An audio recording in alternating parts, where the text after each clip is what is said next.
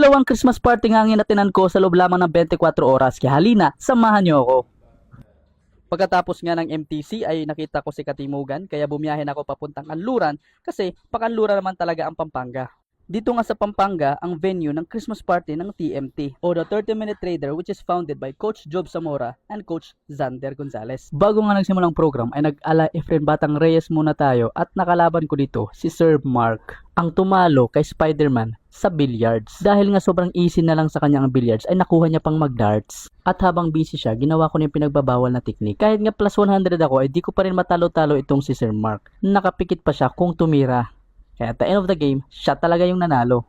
Eto nga at nagsimula na nga kami. Unang game pa nga lang ay sobrang saya na. Itong unang activity na ginawa namin ay tinatawag na human bingo.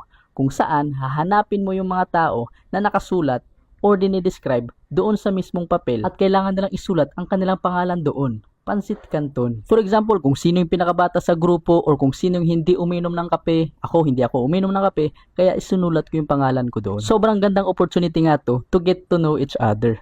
Sobrang saya, unang game pa nga lang. Nilaro nga din namin ang bato-bato pick at nakalaban ko dito si Kuya Cesar. Ang tumalo kay Batman sa bato-bato pick. Sina-psychology nga ako dito ni Kuya Cesar. Sinasabi niya sa akin na kailangan ko daw magunting. Iyon din yung strategy ko.